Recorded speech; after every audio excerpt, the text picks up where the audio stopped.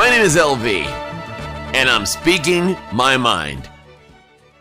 This commentary is of utter importance, and it is a little long, so please stay with me to the end. We had ourselves a victorious Blue Tuesday, a night where the voters said loud and clear, enough of the hate, enough of the circus, enough of the orange idol worship. America was ready to get back to decency, compassion, and common sense.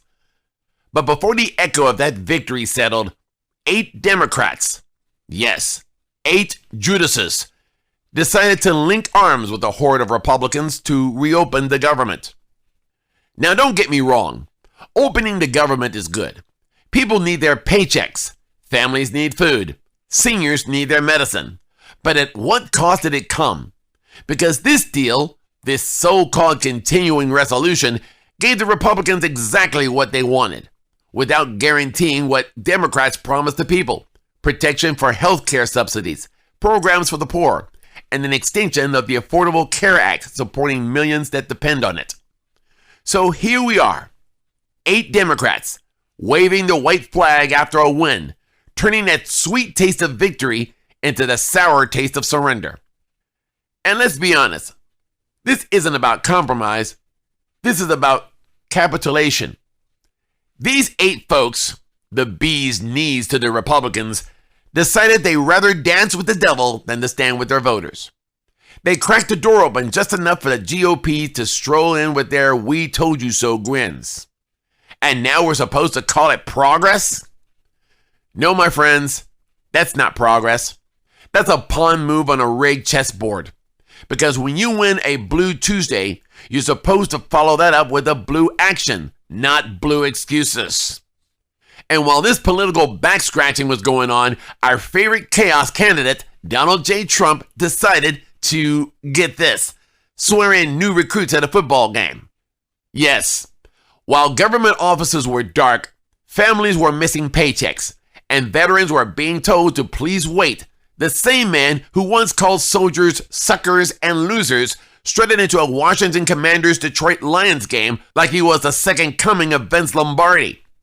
He stood on that field, bathed in stadium lights, pretending to lead while the other real leaders were trying to clean up the mess he left behind. And the crowd? They booed him loudly. That's not patriotism, y'all. That's performance. That's not leadership. We all know what that is. That's theater. He wasn't there for the troops. He was there for the camera. Because to Trump, everything is a show. And America is just the stage he keeps burning down. He's the quarterback calling plays from a booth that he built on lies. And we, the American people, are left to pick up the flags he keeps throwing. Now, some of you MAGA diehards out there are probably already clutching your pearls saying, "Oh, there goes LV again. He's got that Trump derangement syndrome." Let me stop you right there. No, I do not have TDS.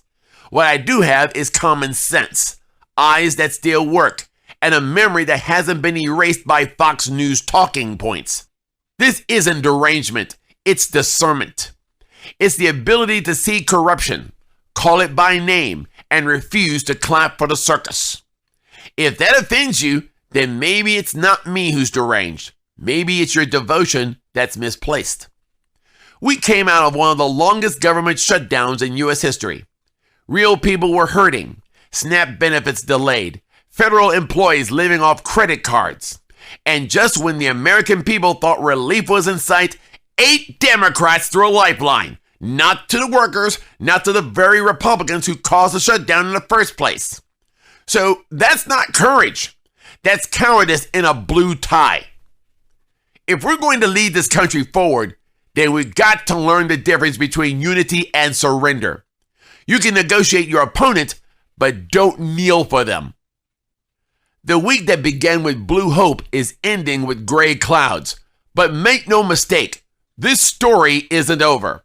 Because when people pay attention, when we, the voters, keep receipts, the Judases don't get away forever.